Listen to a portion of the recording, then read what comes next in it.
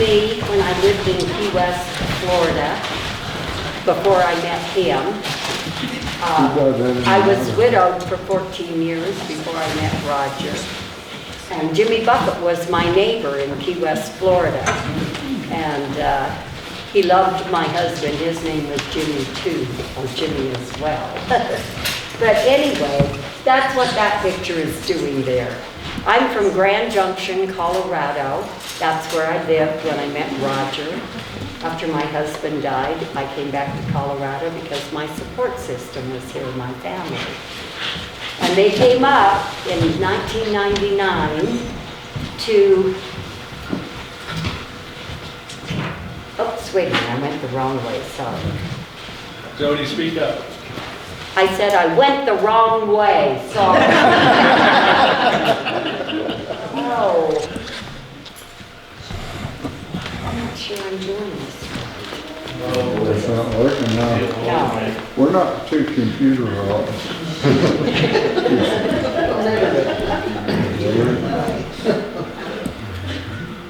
Okay, why don't you tell me when to change and I'll sit by you. Okay, let's Yeah, you sit over here. here's Trying to give up that seat, I know. I'm sorry. Was this mine? Yes. Jalen, Michael, if you can figure out the microphone, please. Well, it's not, unless there's another mic in the building, that one's got a dead battery or something, because it just Yeah. won't come on. Right, and we thought it was charged. Yeah. Okay. You just ought to stand up in the middle and yell. Oh, stop. Does the camera pick up Jodi and the screen? Okay. That's what I'm wondering, if the battery's dead. This is an outcome. No, it's Sorry, folks, malfunction. testing, testing, testing, testing. Takes it to the next. Testing, testing, testing. Yes. Oh, there you go.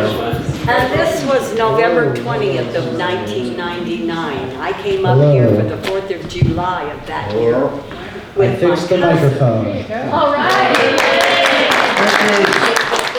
Yes, can you hear me? Oh, geez. Talk straight into it. You gotta talk real loud. Straight into it? Yeah, let me turn that one. Okay. Hold it real close. Anyway, this was November 19th, November 20th of 1999. And I met Roger on July 2nd You gotta get up closer. here. Hello? We can hear you. Can you hear me? Okay. Jodi, point it at your mouth. Anyway, oh, like this? Yes. Okay. And hold it really close. So I came up here with my cousin and her husband, Michael Lukey, whose mother owned a restaurant where Squeaky Bob's was and where Rocky's is now.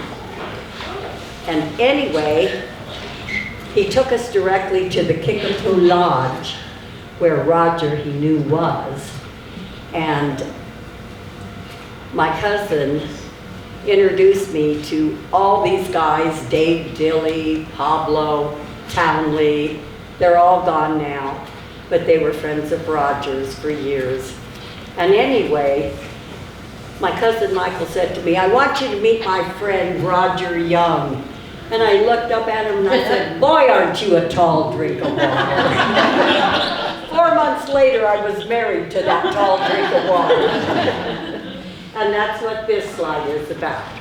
So the 20th of this month, next Wednesday, we celebrate our 25th silver wedding anniversary. And all his friends were taking bets it would not last a year because I was a city girl. Well, I got mountainized real fast. My first year up here, I had all the wrong shoes. He had to buy me a pair of Carhartt boots because I kept falling on the ice and stuff. And I couldn't keep my car out of the snow. So anyway, this picture is my daughter in the navy blue dress, and her husband is on the far left, Beck and Chris Fisher, and her daughter, my granddaughter, is on the left next to her dad. Her husband is in the middle, and my grandson Peter is on the end, and he lives and works in Nashville, Tennessee. So anyway, we went to her wedding last summer at the Devil's Thumb Lodge, and it was a wonderful 3-day event. But anyway, that's what I had when I brought into the marriage, when I came into the marriage. And so the next one, this is Roger and I. Unfortunately, Nursey died July 2nd of 2000. And I spent every day and every moment I could with her because I loved her and I loved her stories. And let's tell who that was. Yes, Nursey Young owned the Kickapoo Lodge. She was a Pearl Harbor survivor. She was a nurse over there on D-Day. And we belonged to the sons and daughters of the Pearl Harbor survivors. So we went over to Hawaii on the 65th anniversary, and that's coming up. But this was a farewell to her. This was her golf cart that she had. Buffalo barbecue right Yes, after she died. yes. Go ahead and speak up a little louder, and Jodi, just talk louder too. Okay. And you I'm just trying to when tell you, her yeah, what to say. I appreciate that, thank you. And so the next one. So anyway, Nursey was a Pearl Harbor survivor, and we celebrated her. And this is a picture of Roger and I, and we were with Richie and Jenny Schleif at the Roadhouse having dinner, and that's what this picture is from. These are, That it? yes, it is. That was that night. And so the next picture is, these are some of my kiddos. That's Lily Peterson and Henry Peterson, a little bit bigger than the snowman. And that's Natalia Ludwig on the far right. She is now going to be a chef at the Rapids. Her parents have that. Excuse me. And then talk about what you wanted to just say something. Oh, I'm sorry. Well, I didn't plan it, but Carrie Geary called me one day out of the blue, and she said, I hear you love children, and I have a child, and I'm a teacher, and I need to go back to school at Fraser Valley come September, and I wondered if you could take care of my little boy, Evan. Well, Evan became our godson, and he was the first. He started this whole thing for 21 years. I never planned on a daycare. I applied for several jobs. They look at me like I'm crazy. They say, you know this job only pays $10 an hour. Well, they ask you to put how much you put on your last, how much you made at your last job. I put $135,000 a year, and she just looked at me. The county wouldn't hire me because they thought I was too old, and the commissioners wanted younger people. Well, they hired a 23-year-old that had a 2.5-year-old boy. They were from Missouri, and he was allergic to everything up here. So she lasted 2 months on the job, and they called me back, and I said, sorry, I have a new career. But this is Henry Peterson, his older sister Lily. They were one of my firsts, and Natalia Ludwig, and we used to do face painting on a certain day of the week and have lots of fun with it. And so that was a picture that I treasure of them. And some of you might remember the Petersons. Josh was a builder, And Katie was going to school to get her degree in teaching. And when she got her first job at Granby Elementary, her student teacher, no, she was in Granby when she started out with her student teaching. Okay. Came to this school later. But anyway, he's always having to correct me. You have to remember, I'm older than him, and I don't remember as well as he does. But anyway, this is a favored, treasured picture of mine of those children. And I had daycare in my home for 21 years, and I still.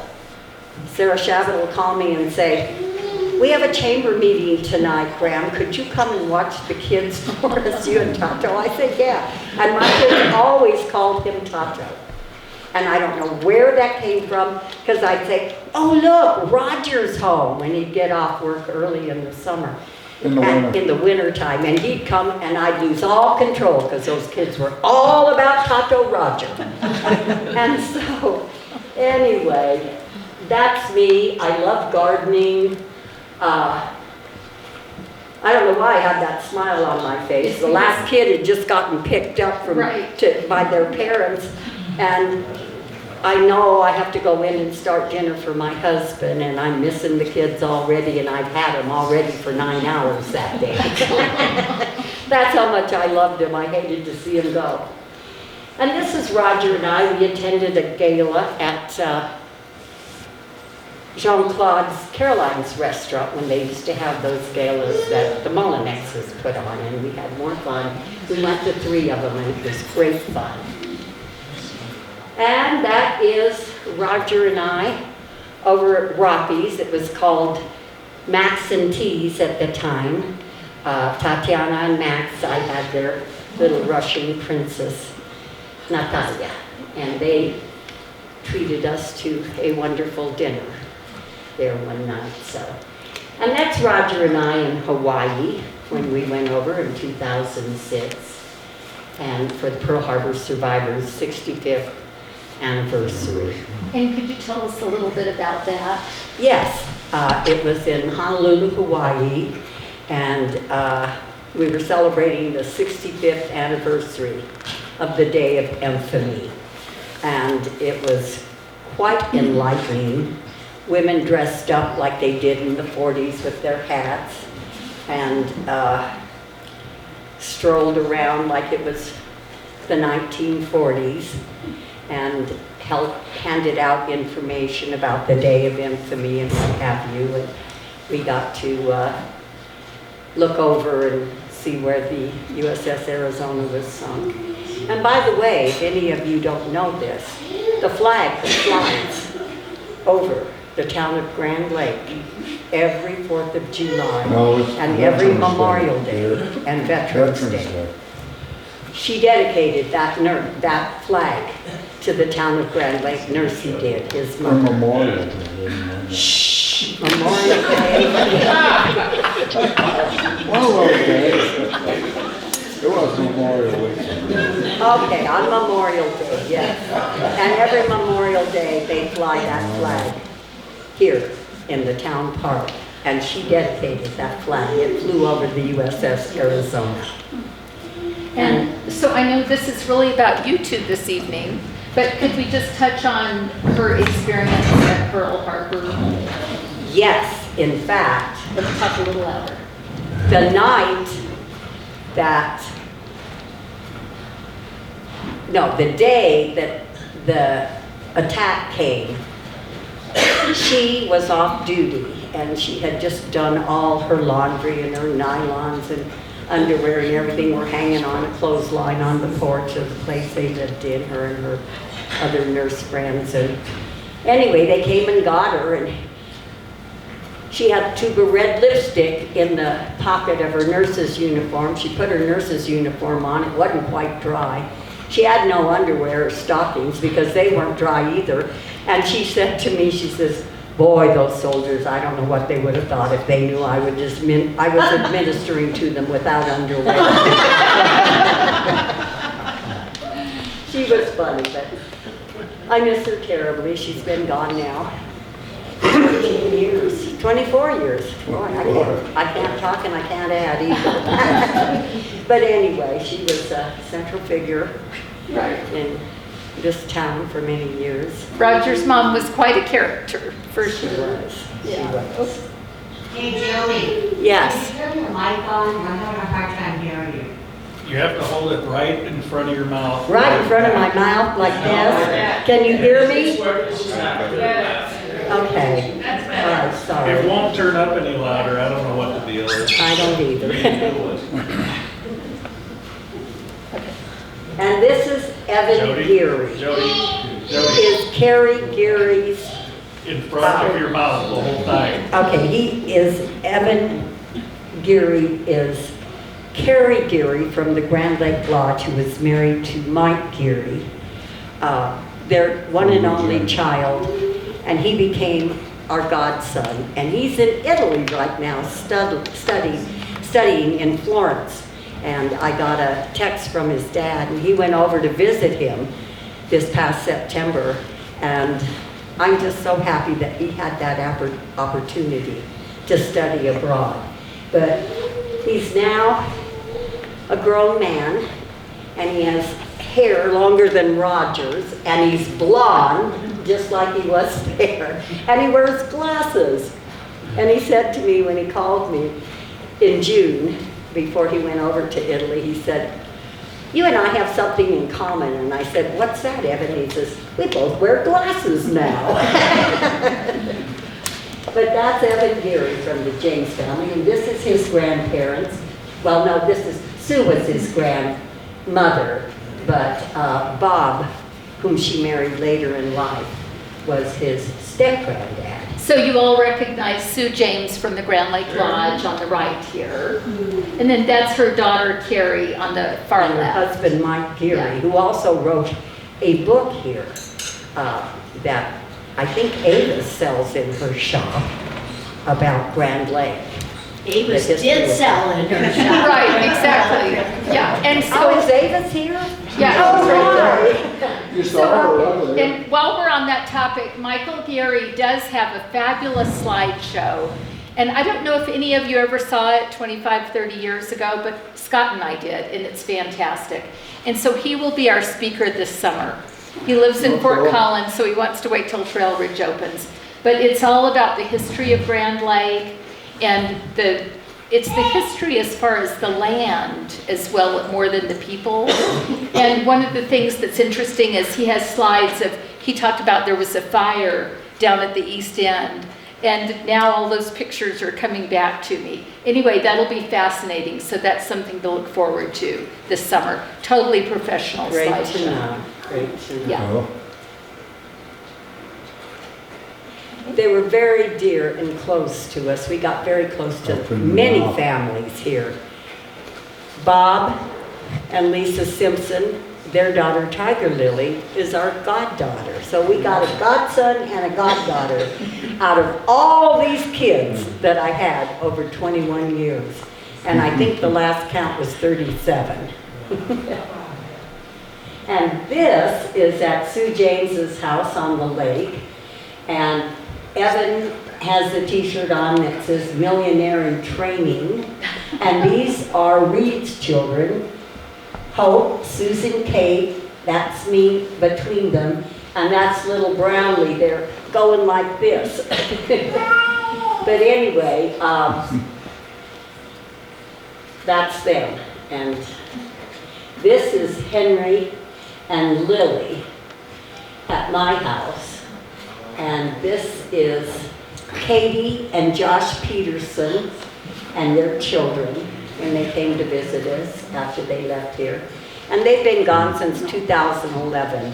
And we get together once every couple of months. We either go to their house in Greeley, where they live now, or they come here and visit us.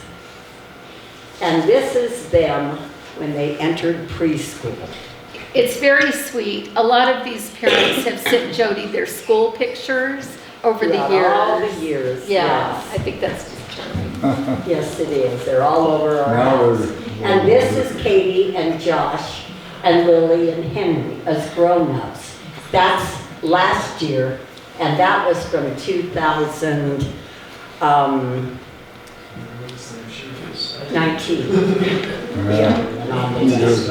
Yes. And Katie's sister is Adrienne Hauk. Some of you might remember Jeff and Adrienne. They now live in Windsor. They moved. And Josh's dad is there. Oh, yes, and Larry Josh is, Peterson yeah. was Josh's father up here. He was a Right. vet. He sold to Susie yes, at the Granby Vet thing now.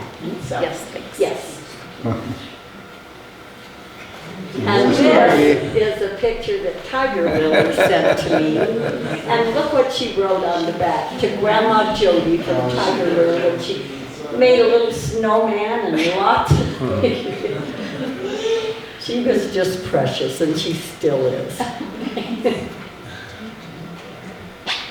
And this is Tiger Lily again. And on the left, we were in Mexico on vacation with them. My families have been very good to us. They treated us.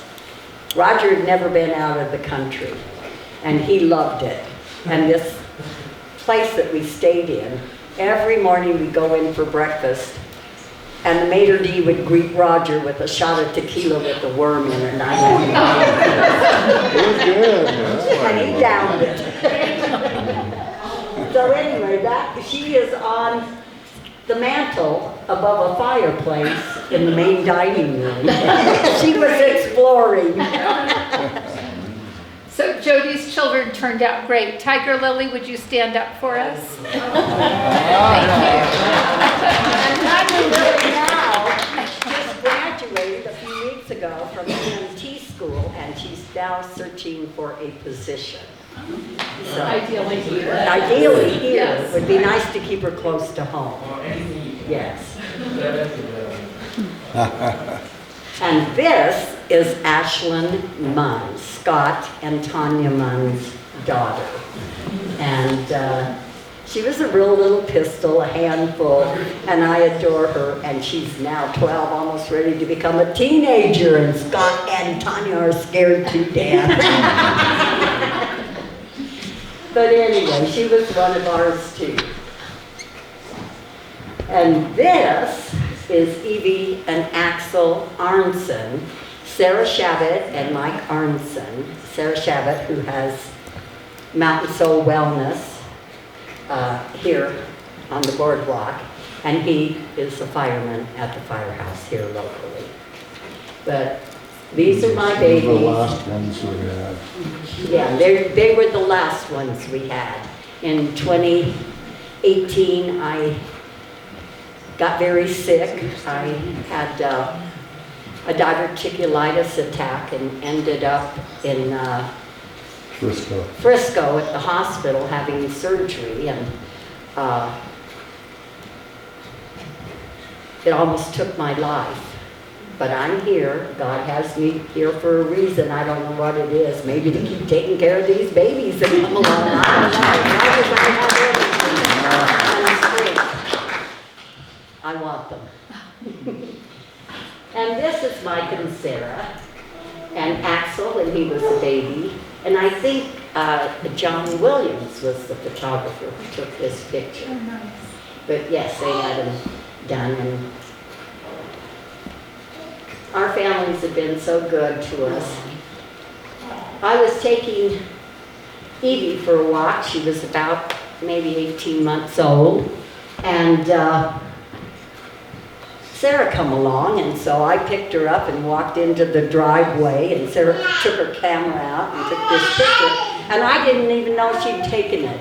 And the next thing I know, at Christmas time, she sends me this framed picture that says, "Love you, Nana."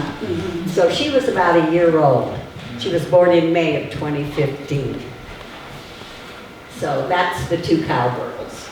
And I think that's our last picture. Is it? Yeah. Okay. Oh, good. So, all right, well, for the last 25 years, Roger worked for the county for 19 years. We both retired in 2019 and did several road trips.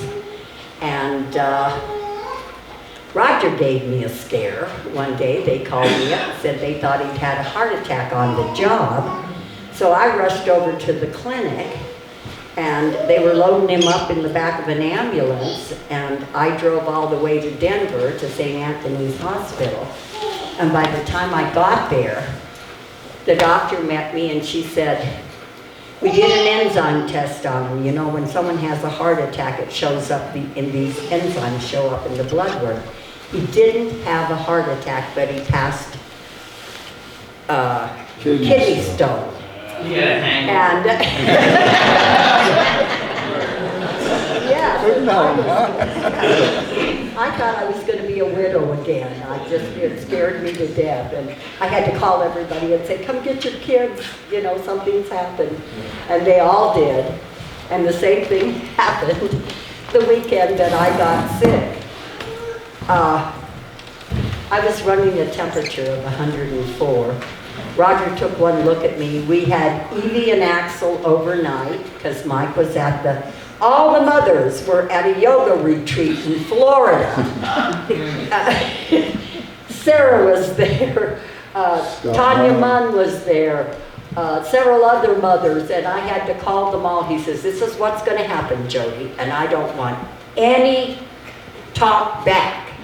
He said, I will feed these kids and get them cleaned up. You call their parents and tell them you're having a medical emergency and they need to come pick up their children. And they were there, and when the last one was picked up, he took me to the emergency room. And I was so sick, they hospitalized me immediately. Kept me there overnight, and the next day, they couldn't get my white blood cell count down. And they were, telling me that I had to have surgery. And I didn't know this man I was talking to. He was new. He was Dr. Radcliffe over at Middle Park Medical Center, but he was working out of the Frisco Hospital at the time. And he was my colorectal surgeon, and I found out after he had saved my life that he teaches to other doctors. He is the best colorectal surgeon in the Western United States. And I just felt like I was lucky God was on my side. And I told him, I said, just let me wake up in the recovery room, okay? I said, that's all I ask. And when I did, here comes the guy that gave me the anesthesia, the anesthesiologist. And here comes my doctor coming from different directions, and each of them took one of my hands. And they said, hey, woman of faith, you're in the recovery room and everything went well. So here I am. And we still honor Nursey all the time. She's been a big part of our life. And now we are just retired and trying to get back to the community and Talk a little louder. doing volunteer work. It's not working at all. Okay.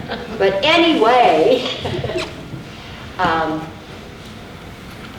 I've been married to this big bajigaloop over here for 25 years next Wednesday. Yes, it's an Italian expression. Yeah, he looks at me and rolls his eyes when I say, Mamma mia, Maria Dolorata, qui si dice campagna che non fa male. He just looks at me. I said, I'm not cursing you. I'm just being explanatory.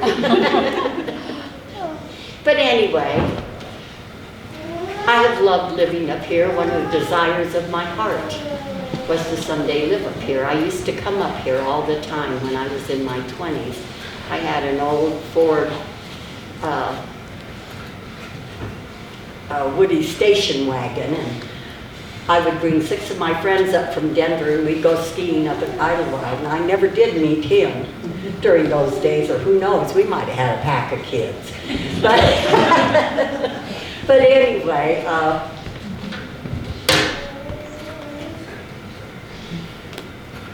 I love living here. He was born and raised up here almost 72 years ago, up here on the Tunnel Road at Doc Frazier's office back then.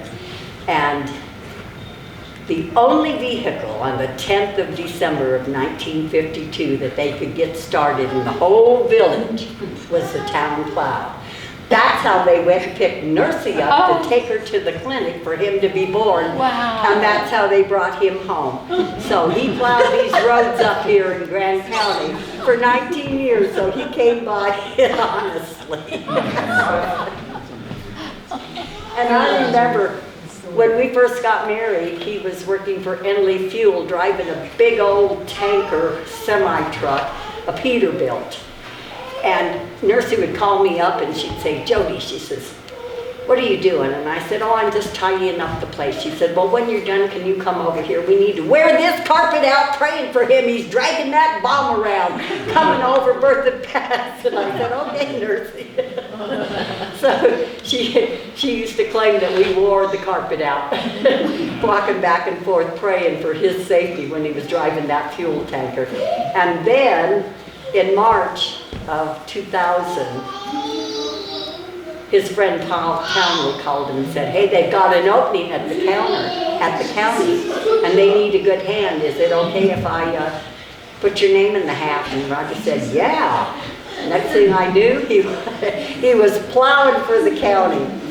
And in April of that year, just a month, not even a month after he started, we had this huge blizzard that knocked out all the power in Grand Lake.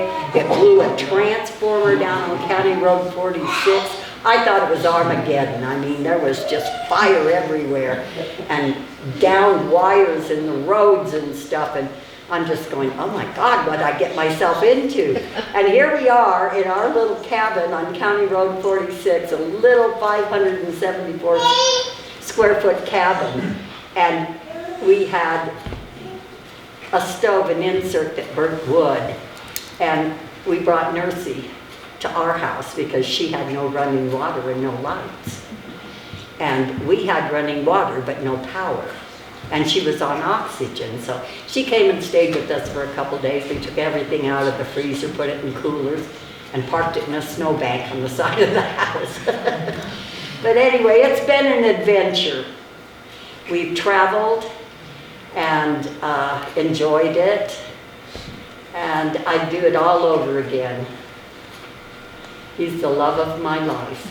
And I never knew it. My sisters used to say to me, why don't you get married? She says, you've been widowed long enough. And I says, because I set my bar pretty high. And I haven't met anyone that meets it yet.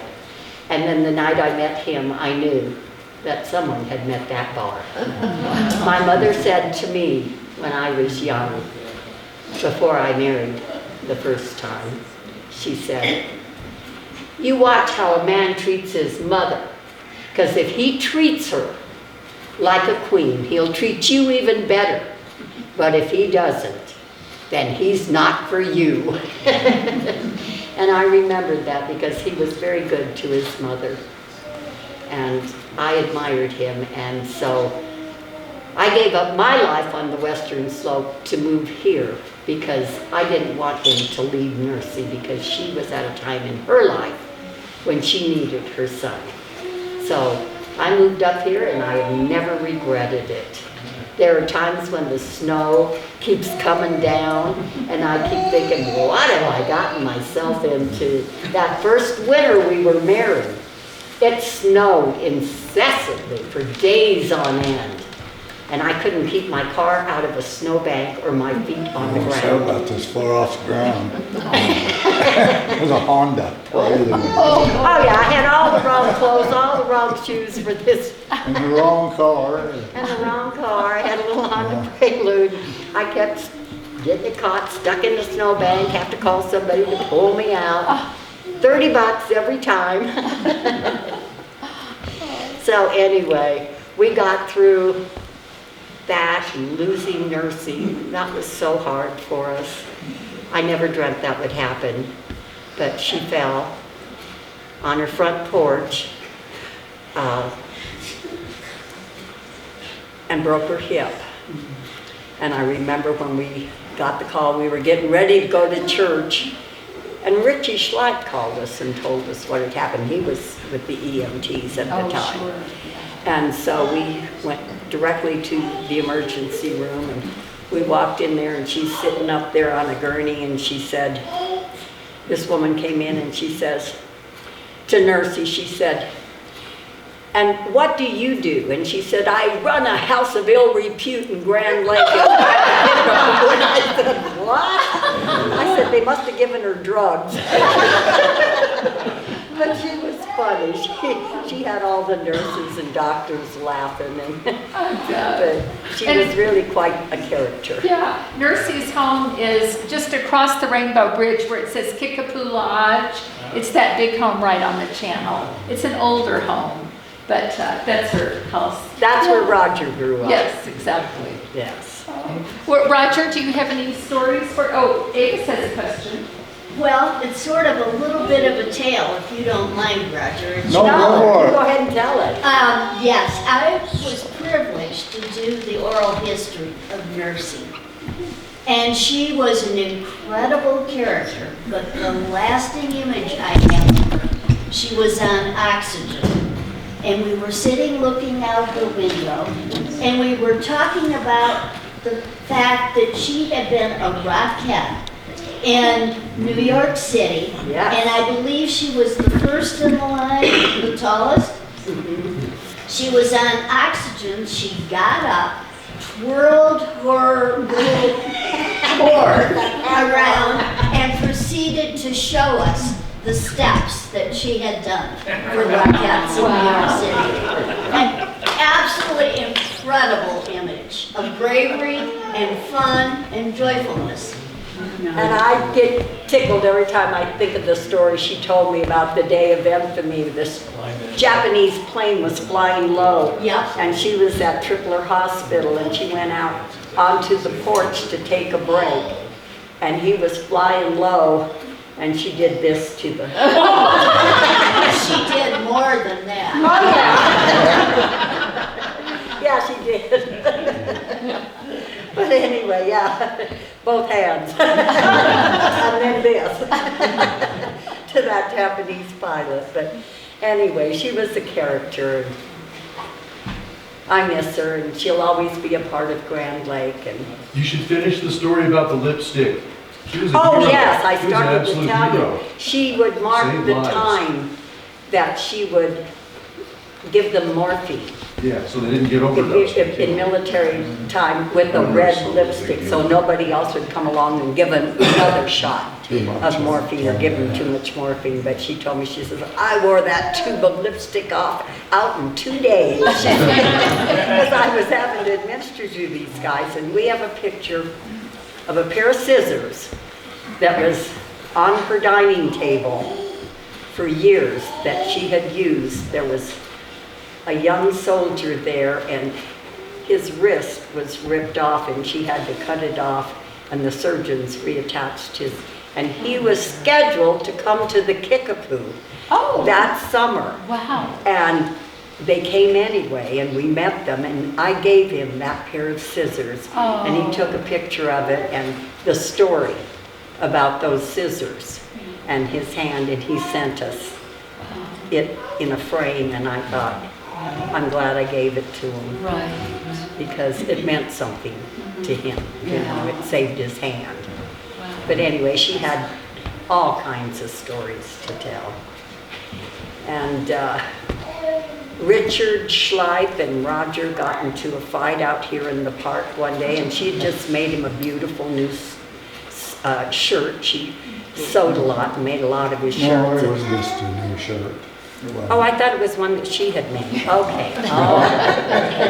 It was just a new shirt. Okay. Well, they got into a fight, and he ripped it all up, and she went over there and had to tell him who God loved.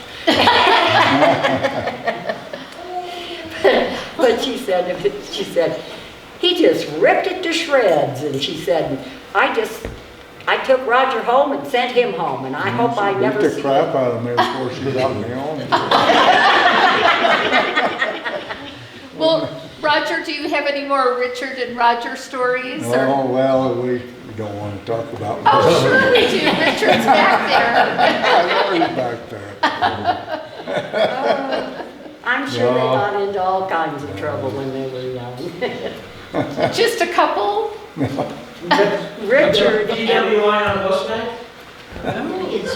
Oh, yeah, that was later. oh yes, Arrested for riding an animal under the influence. Oh, let's tell about that then. oh yes. Well, that was a few years later. Well, I hadn't been married to him very long, and we had to shop at Safeway because we had levers, I think, here. But anyway, I had to do the major grocery shopping over there, and so he went with me. And so he went with me to Safeway, and this gal said, you know, you're married to a guy that every single woman in this county would like to be married to. I hope you take good care of him. And she said, and by the way, she said, he's the only man I've ever known that got arrested on a horse while inebriated. And I said, oh dear, that's all I need to know. But there was others before me. But anyway, that about does it. I don't know if we've used up an hour or not. Okay, it is 7:16. So does anybody have any questions for Roger or Jodi? Oh, were you there when the cabin burned down there? The cabin, Yeah, the other cabin that was down on the channel. The Kickapoo. Yeah, Kickapoo. no cabins burned on the Kickapoo. Yeah, Huh? I thought I remember one. Okay. No, no. Are you sure it was the Kickapoo? Because Yeah, No, I thought there it was no right on cabins the channel on it. there, where that. there was a Big cabin one, on the yeah. channel that burned up a long time ago, but it Yeah. wasn't on the Kickapoo. Oh, yeah, it was on oh, Mass, that it was off the on, Kickapoo, okay. Yeah, it was yeah, past. no, yeah, it was on. It was adjacent to it, okay. On, down the channel a little bit. Yeah, yeah. I know the Which- Grand yeah. Lake Lodge had a fire at one Oh, time. wow, yeah. Yeah. And Were you here for that? When the Grand Lake Lodge fire happened? I was a little young then. Uh-huh, yeah. Yeah, I don't recall it really too much. Yeah. I was around, I think, right, Richie? Got me. Yeah, I kind of. Maybe it was before our time. I don't know. Richard and Jenny came to our wedding in Grand Junction, Oh, great. and we've been Yeah. friends ever since, and they've just been wonderful friends, and we just feel blessed to, Yeah, we Be a went part of through this grade school community. together, Richie and I. And where, Tim Randall down here, uh-huh. he was there, And where was the grade school at that point? right next to the Trinity Church. Which is the Living Word Church now? Yes. That building to the left. I went through 6th grade there. Yeah, And then did they close it? And then you went to Yeah. Granby? yeah. So what year was that approximately? Uh, Would have to do the math, I guess. But if you made it through 6th grade, Yeah, okay, yeah. yeah. Seems like it was right after You that, must they have been closed this and 12 or we 13. went down 11, there, yeah. Uh-huh, yeah. somewhere in there. So it was, yeah, in the early 60s, mid 60s. Uh-huh, right. Something like that. So I don't know.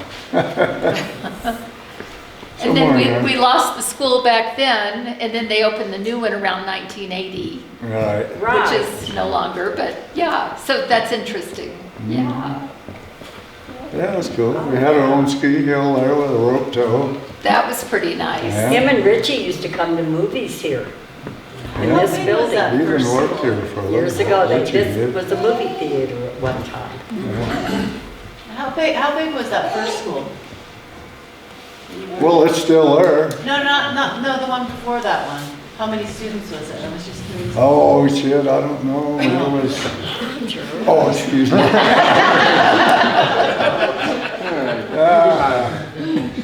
Oh, there's, well, 12. We had the bigger class probably, and there was 12 of us maybe, or 10 or 12. I don't know. That's a long time ago, you know? There was two in the class ahead of us. They had to go to Sulphur for a year or so, 2 years. And they were in our class for a year or so before, you know, on the way. They were a year before us, older than us. And the class behind us may have been a little bigger than us. I don't know, yeah, it just, Did they have a bus or did they have? yeah, there's a bus that went to Granby. That went to Hot Sulphur? Yeah, they hauled them over there. Oh, yeah. Them two kids. Went over, yeah. Kenny Blomquist, they lived in the house right next to it. Steve Bowles bought it. But they lived over there, and then Patty's Village in, Which is now Kirk's Fly Fishing, the Yeah, mountain. Yeah, that's why. yeah. Yeah, It also was Joelle called and the Patty Mountain. was the other one that was It was called the Oh, is that Mountain Inn right? when we got married. Uh-huh. Mountain Yep. Inn, yes. Nursey loved it. It was family style. They'd bring you a bowl of corn, a bowl of mashed potatoes, and your main entry, and I loved it. Yeah. And it was her favorite place. And Corny Florida's here. kind of like a river. Florida rolls in that place. Never flat. Oh, yes. Thanks, Jim.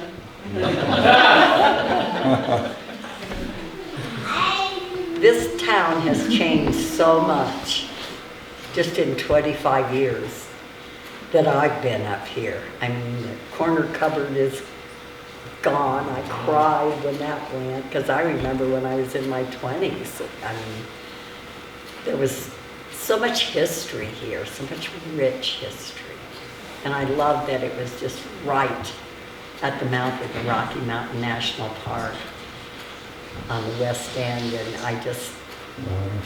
I have just loved living here. It's always been a dream of mine when I was younger, and then in my middle age, here I am, planted in the middle of Grand County, and and I thought to myself, wow, this is different than city living, but I like it. It's a lot less stress. You don't have to deal with crazy drivers, at least most of the time. Never had anyone run me off the road here, so. But I love living up here, and I love giving back to the community, and like doing volunteer work. Before I got the kids, I took care of Colonel Stevens. He was an Alzheimer's patient, and his family contacted me, and I was registered with the state as an Alzheimer provider because A little louder. my dad had Alzheimer's, and he died of a massive heart attack in his sleep, but he was getting to the point where he didn't recognize any of us, and he was getting violent and everything. So one night, God just took him out with a heart attack, but I learned how to care for Alzheimer's patients because of my dad. And so I was registered with the state, and they called me up, his family, and wanted to know if I would take care of Colonel Stevens. And I said, yeah, I can't seem to find a job anywhere else. And then after him, a year I took care of him. And then they put him in a facility down in Denver. And that's when Carrie called me and started the child care career that I never dreamt I'd have in all my life. But I came from a family of 6 siblings. There were 7 of us. And there's only 2 of us left now. I've lost them all to cancer since then. So I'm real active with the cancer, taking steps for cancer. My heart goes into it because I lost my mom and both of my sisters to cancer, and so it's real important to educate women, especially younger women in their 40s, and to start getting those mammograms, and because it can happen to anyone. So, but anyway, I love this community, and I love giving back to it. And I hope I'll be able to till the day I die. That sounds great. Well, thank you. We have no plans of going